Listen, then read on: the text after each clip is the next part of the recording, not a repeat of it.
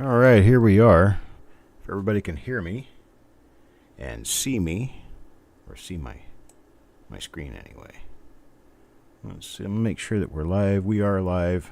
Doesn't appear that I have anybody in here right now. Looks like I got a couple of viewers in here, but nobody has said anything. Are we here? Is everybody here? Are we ready to get started? Got another reveal. This one a 1955D Lincoln Cent Roll. 1955D, well known for RPMs.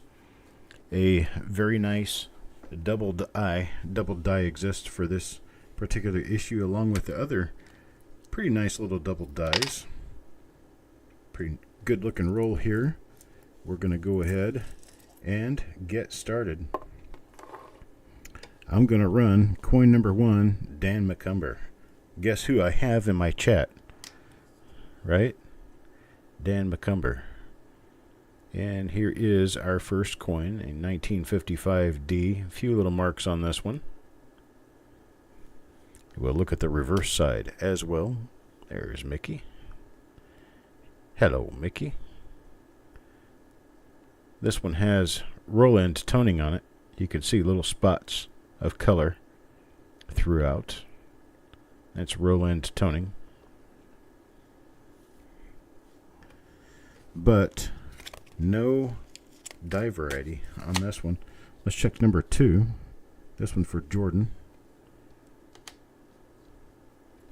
Mr. Jordan, what do we have? Another one with a few little marks. I don't think we're going to get away with completely mark-free coins in all rolls. Let's see here. This one shows what appears to be a minor split upper serif RPM. I'm going to go ahead and mark that one, set it aside. And it also appears to have a doubled eyelid, although rather minor. But it appears to be a minor RPM, minor doubled eyelid. We'll have to see if this is something that we can list. If it is, we've got plenty of good markers for it. So here's for Jordan. Hello, Marshall. Good morning, sir. Mark Thomas as well. All right, Mark is up next. What do you know? Here's one for Mark. Another 55D. Mark, in case you didn't know, you ran into a couple of decent coins. In fact, all 3 of your coins were varieties for the last roll we just finished. So after this show, you might want to go back and take a look. This one appears to have what could be an RPM on the inside of the mint mark. I'm seeing a few marks around here. I'm just going to go ahead and toss this one coin aside and have it checked, knowing that we're probably going to run into at least 1 or 2 more of them. But I want to see just in case, right? We don't want to make any mistakes or have any omissions. And no mistakes, no omissions means you do things thoroughly and you do them right the first time. So we're going to set this in the pile and see what happens. Coin number 4 now for Ant. Ant's coin is, it's not an RPM. Not an RPM. It's not a doubled I. Not a double die obverse.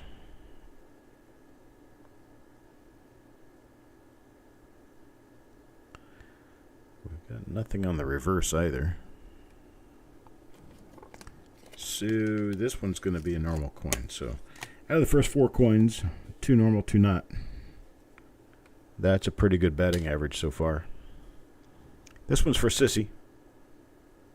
It's got a little bit of a spot on it, but this one also matches that one that appears to be a minor RPM on the inside of the mint mark and off to the right side. So we have something here. It could be, and it also looks like there's a little bit of doubling on the inside of the 9, maybe. Let's see. Yeah, maybe not on the 9. Got no doubling represented anywhere else on the coin. But we do have what appears to be possibly an RPM. Unfortunately, this one's got some staining probably from being an end roll coin. But we're going to set this one over here as an RPM.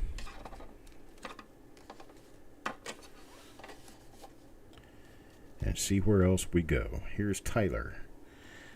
Tyler now, coin number 6.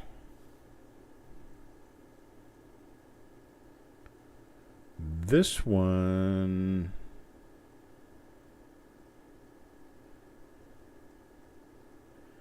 This one's rather interesting. It looks like there's a little bit of doubling going on here, especially on that lower serif.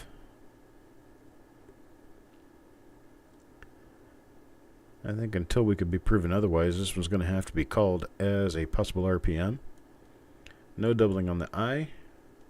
No doubling on the motto. No doubling on Liberty. We have any doubling on the reverse?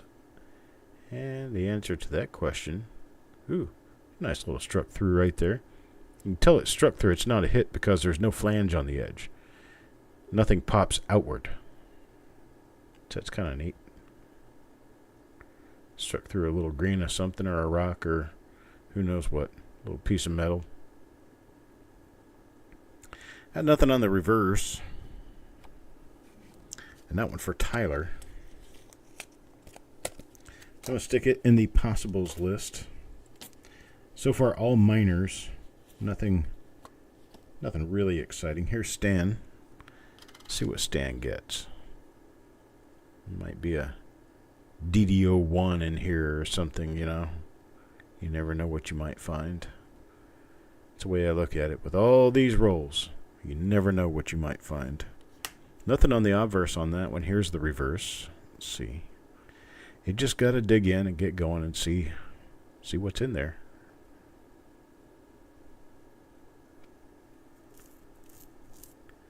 Okay, got nothing on that one there.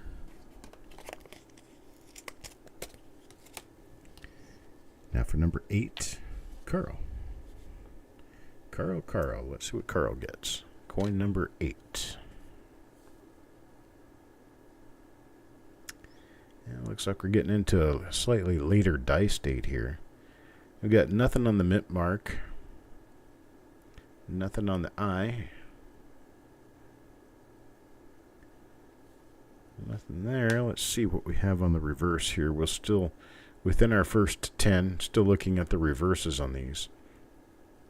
It's good that we've run into a nice variety of dies, though, because now we know that we're checking more different dies on the reverse, so not checking the reverses through the remainder of the roll should not hurt. That for Carl. And here's number 9. Josie, Miss Fletcher. Let's see what Miss Fletcher gets. Let's see here. Oh, there's a nice little doubled upper serif. That's one we haven't seen yet in this roll. Nothing on the I. Nothing here on In God We Trust. Let's flip it over and take a look at the other side and see what happened there. Yeah, it appears as though we're going to come away empty on the reverse, but we do have a little RPM for Josie. And that's going to go in the RPM pile. Coin number 10 now. This one from Marshall. This will be the last one we check on the reverse during the show.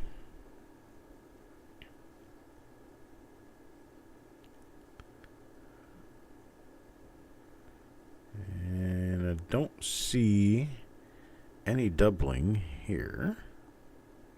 So let's check the reverse and see what happens.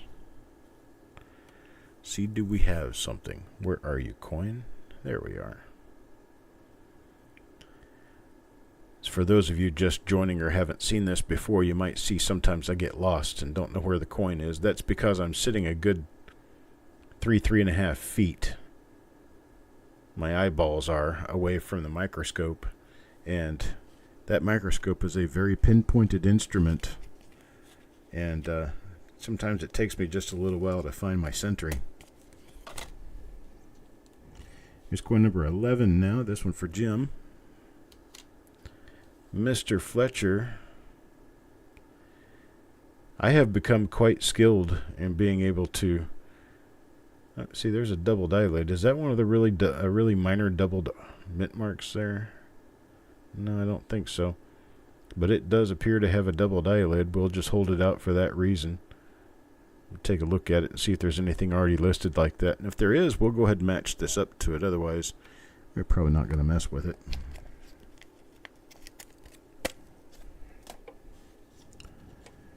But as my statement goes, we were talking about my centering under the scope and my ability to kind of drive like this. I've been doing it for so long now. It's kind of a second nature thing, but I would like to challenge anybody here to, except for Eric, of course, to sit down at a desk, reach over 3 feet away to a 30 power microscope, stick a coin underneath the optics, and watch a monitor for where the coin is and where you've got it centered and everything, and search just one coin and see what kind of time it takes you to get everything twisted into your mind of which direction to move and how far to move on stuff.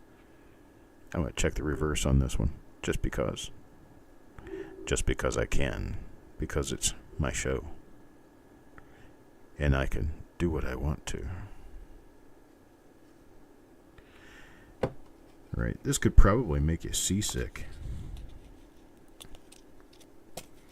Nope, but it's something that after you've been captaining this boat for a while, it becomes second nature. It's just something you can do. Well, here and there, every once in a while, I kind of get a little discombobulated and shift off a little bit, and I'm looking totally in the wrong place for the coin. And well, without any understanding, it would certainly make me look like an idiot, but you guys know I ain't no idiot. I wasn't raised yesterday. I was born on Thursday, but not last Thursday. And yes, I was born on Thursday. I've been using that most of my life.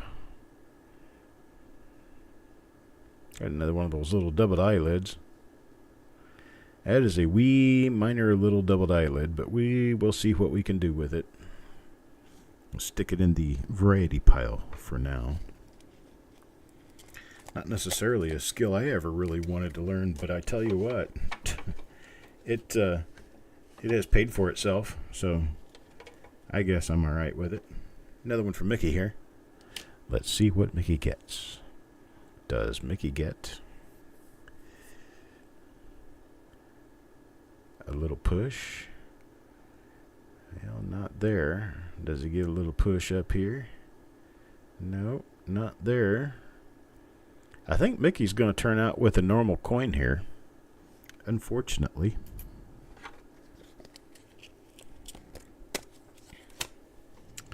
Number 17 now, this one for Eric.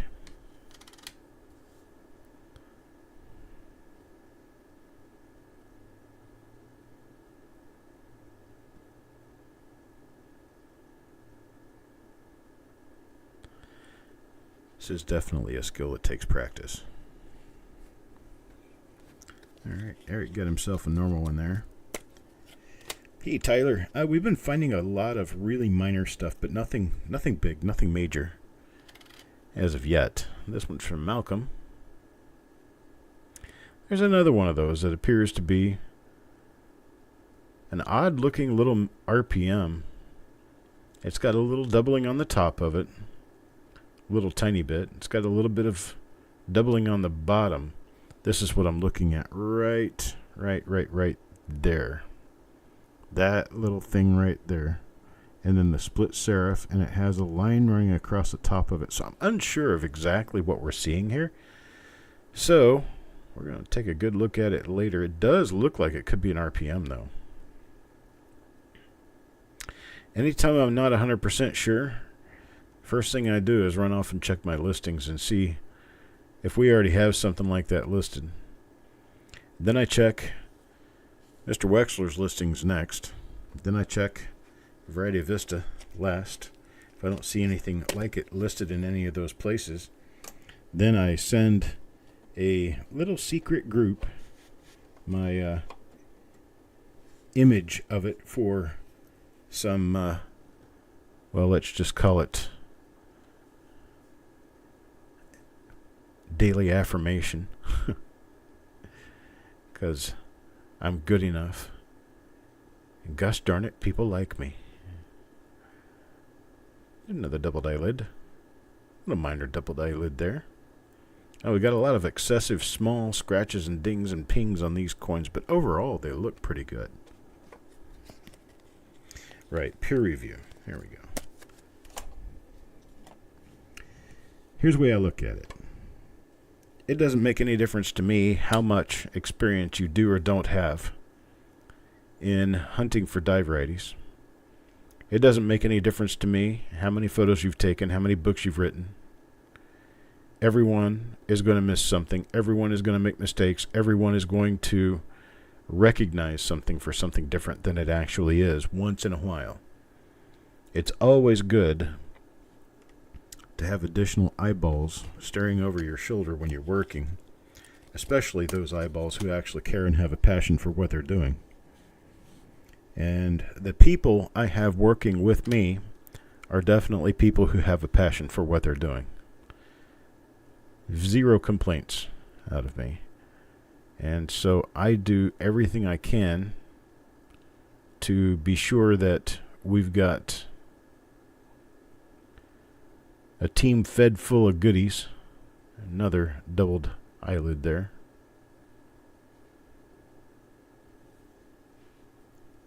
Hey, Frosty. Oh, yeah, that's right, Tyler. I do recognize that number. That is a nice one. Check the T, the first T in trust. You may have doubling up there as well. Let's see. Yeah, we got nothing on this. Well, there is a minor doubled eyelid going on there. So there's another one. Yeah, have a whole roll full of minor doubled eyelids, I guess. We could. That is what could happen. Mickey's working on getting his machinery set straight so that he'll be able to broadcast sometime in the near future. Right now he's going through some issues that are pulling him away from the computer and away from home at times. So as soon as he gets settled back in, especially before winter, I think he will be ready to do some broadcasting. And he'll be doing some slightly different things than what we do on the normal shows. He has wanted for quite a while now to take a bag of wheat pennies and go through the bag filling a Whitman folder with the coins he finds in the bag, checking for die varieties along the way.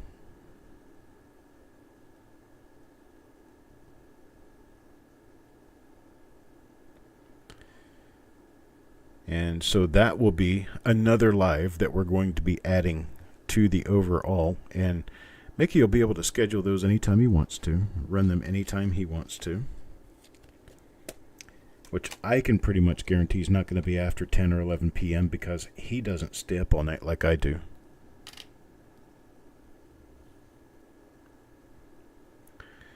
But yeah, Mickey is a fine friend. He's a good guy. And I'm sure anyone who hasn't heard him yet or talked with him yet will not be very surprised that he is East North Carolina through and throughout. Beach bum of the old days in Carolina Beach where he grew up.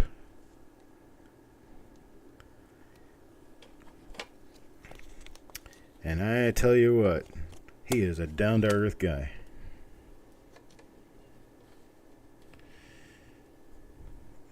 All right, let's see what we got here.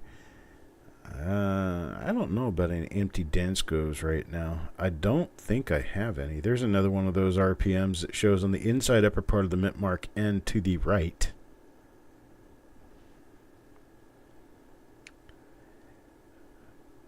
Mickey, I'm just telling the truth, brother. If you were a slug and a cat turd, I probably wouldn't have you around. So I think it's kind of an understood. A little bit of an accent? Yeah, a little bit. But he has his accent thing is... Here, I'll tell you a little story while we're going through these. I mean, we can look at coins and talk at the same time, I think. Might be able to. I think this is another one of those ones. But I don't see anything on the inside of the mint mark on this one. Let's see what's going on here. I guess this just isn't one of them. I thought there for a second it might be, but anyhow, my grandmother grew up here. In fact, I didn't even know I was moving to the town where my grandmother grew up. My great-grandparents are buried 7 miles away from here. I have a great-great-grandfather buried about 9 miles away from here, and a great-great-great-grandfather buried around 15, 20 miles from here, all in the same county. And my grandmother, when I was a kid, would say certain things, and the way she would say certain things bared down in my memory because nobody else that I knew talked quite like she did. And some of the things that she said have reflected back to me in listening to my buddy Mickey, because he has some of the same ways of speaking that my grandmother did, because she was from here too. Now, Mickey's from 100 miles from me, or 75 miles from me. But all Eastern North Carolinians have a basic candor to their accent, the way they talk. You can always tell that they are who they are. Now, there's 2 different types of accents around here. Specifically, there's 6 different dialects of English inside the state of North Carolina, but most of them have a particular way of talking. Now, some of them have an accent. One of the ways of saying this name of the state is North Carolina. They don't put a roundness. There's no I. It's just North Carolina. And then there's other people who do say North Carolina, but it's a different kind of roundness. And see, sissy, you come in, you get a coin. Now, don't leave just to come back and get a coin, because it's not always guaranteed. But you did have perfect timing popping in there. So one of the things that Mickey says that my grandmother always said, and as soon as I heard Mickey say it, it brought back wonderful memories of my grandmother. So it's not a bad thing at all. But instead of saying beside it, he's saying, you know, it's over beside the book, or it's over beside this. Mickey says beside of it. And my grandmother said that. Had no idea why when I was a kid, but now I know. It's a North Carolina thing.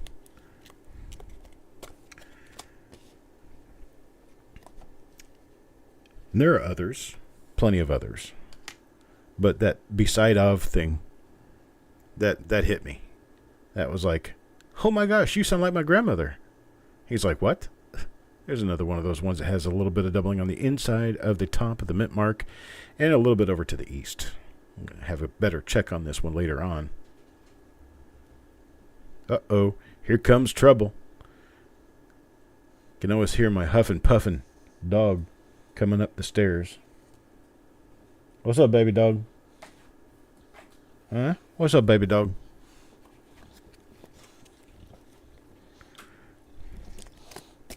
There's my dog ready to say hello to everybody. There he is. He has a star-spangled collar on because his birthday is Veterans Day, which was yesterday. And he is now, I think he's 9 years old. My wife believes he's 8 years old. Nobody knows for sure, and nobody knows really what day he was born. But because he is a veteran support dog, there we go. Take a look at that. There's a double eyelid. Little minor one there. Right. Say Nolans. That's right. Oh, there's a lot of places that are like that. Missouri is one of them. I'm from Missouri. But a lot of people from Missouri, instead of saying Missouri, they say Missouri. My mama calls it Missouri.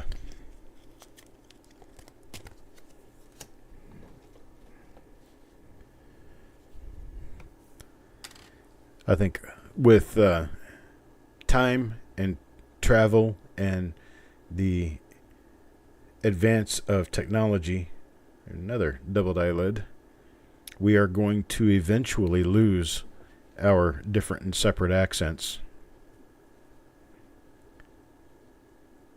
But for now, we can still enjoy it.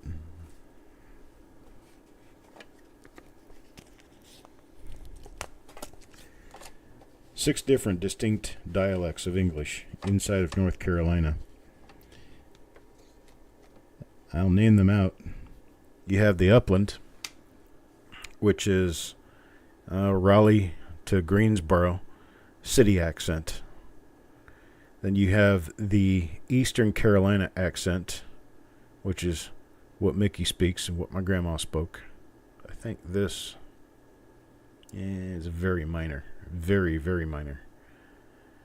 Then you have the Lumbee accent, which is from the Lumbee Indians. They actually had a different language that they spoke back in the day, which is in sound relatively closely related to the Ocracoke accent, which is a thing only spoken basically. It is an entire dialect all of its own, spoken basically just on the island of Ocracoke and in the areas of the eastern Outer Banks of North Carolina, which could almost in itself be considered a different state.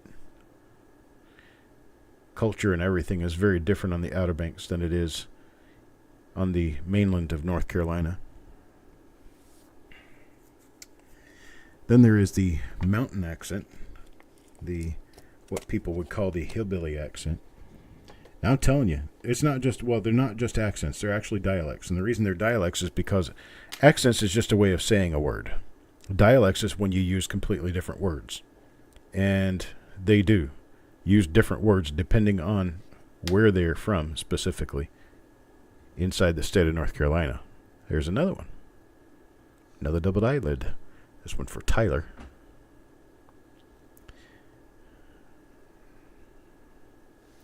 I'll give you a couple of examples. A muckrack. In Ocracoke, a muckrack is a foreigner, a person of a different upbringing, somebody who may or may not understand you, somebody you shouldn't trust because you don't know them. It's a muckrack. Now, in the mountain talk, over in western North Carolina, that would be a jasper. A jasper is a person you don't trust because they're not from your area. Don't know who they are, don't know much about them. They moved in from out of state, they're a jasper.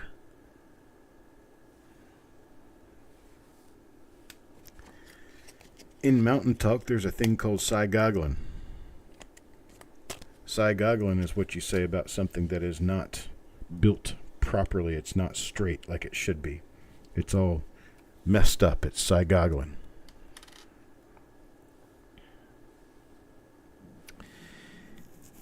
In the uplands, in the cities of Greensboro, Raleigh, Durham, in that area, which is about 30 miles north of here, when you listen to the news and you listen to people from North Carolina on a news broadcast, you'll hear them say, instead of the normal pronunciation of... So I lost my train of thought. Let me think about it.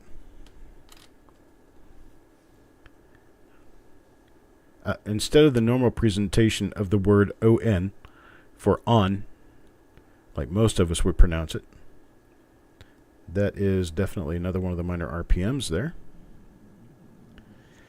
As with other areas of the country, the uplanders match Virginia, Washington, D.C., and Maryland, along with part of Pennsylvania, in pronouncing it as on. Now, my grandmother did not say it that way. My grandmother said it pretty much normally, as on. My father, however, pronounces the word on. On and on and on. And that's very much a derivative of the Atlantica dialect, which the Atlantica dialect back in the 30s, 40s, and 50s was the main dialect spoken by actors in movies. You'll hear a lot of that if you watch a lot of the older movies, like Casablanca, and there's another one.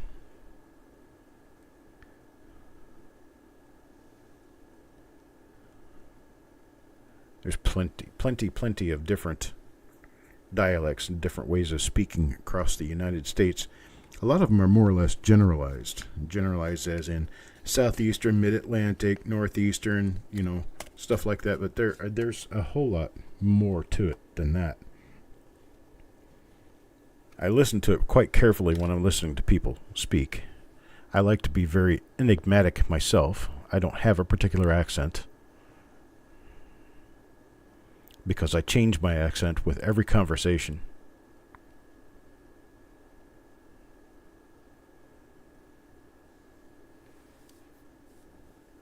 All right, Mickey, we'll be on the next show by then because we're 5 minutes from finishing this one. So I'm going to start the next one. It's going to be before 4 o'clock. Good luck with your day. See what I did there? That's a very Atlantica thing. But it also goes all the way up to New Hampshire through Connecticut and Massachusetts. That particular pronunciation where you drop your R.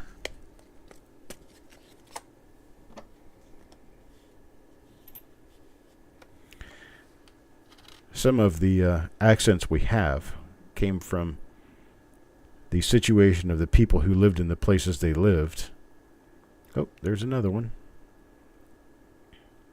That one's for Carl.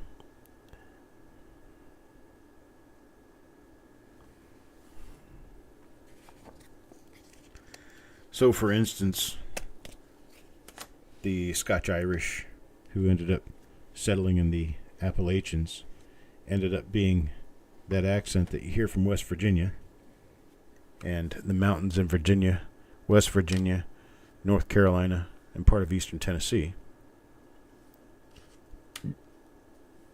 Somebody told me I should write a book about this. How did I learn all this stuff? Well, from reading books. Reading books and watching videos. Remember the likes. Yeah, and then there's the Forrest Gump. The Southern Alabama.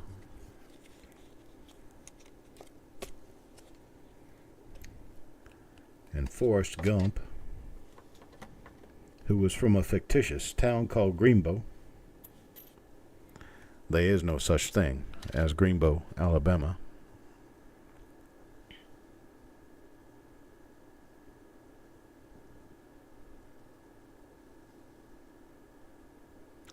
Got to see a lot about accents in Forrest Gump, listening to him narrate the movie.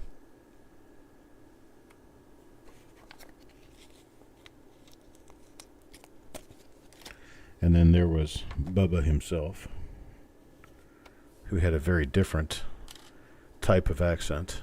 Still Southern, but very different. Yeah, there's another doubled eyelid. It's too bad a lot of these have little marks on them, because otherwise they'd be really, really sweet Jimmy coins. They're still nice, and we've still got nearly a roll of pretties. Just not necessarily gem high-grade pretties, but they're still pretties.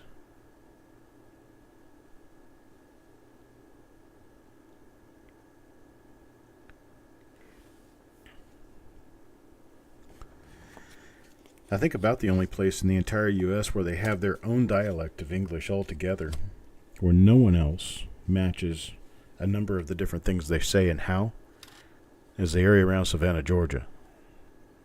Savannah, Georgia has its own accent. If you want to hear the accent straight up, watch a Paula Deen show. Paula Deen is from Savannah, Georgia. She definitely sounds Savannah.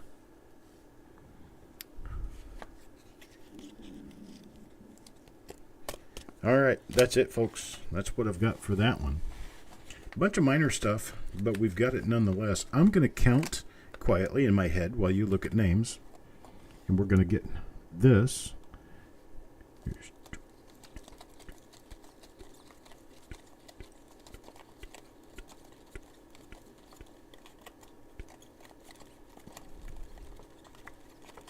22.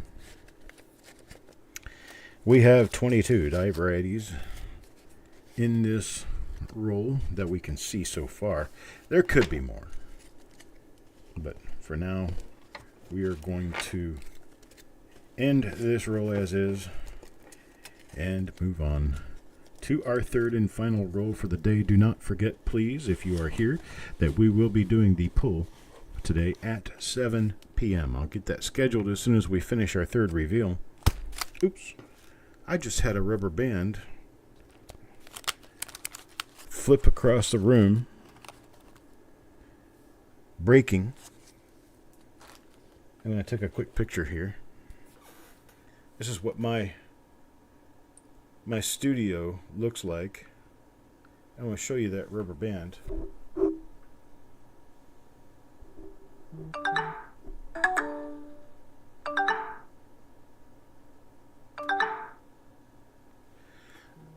Alright, let's see here. Yeah, this right here is what I see when I look up at my screen. You can see that rubber band hanging from the phone I use as a camera. I did not do that. That happened when it flipped up there. I could not possibly do that even if I tried. But as soon as I was trying to put that rubber band around that stack of coins, it snapped and flew straight up. Isn't that cool? All right, folks. Well, love and peace to all. We are going to be back in about 5-10 minutes, maybe 10 minutes, with another reveal. This one's going to be a 1955S roll. A lot of decent RPMs can be found in 1955S. Got one double die obverse to be watching for. No double die reverses, but we never know when we might discover something new. Come back, join me, and we'll find out for sure.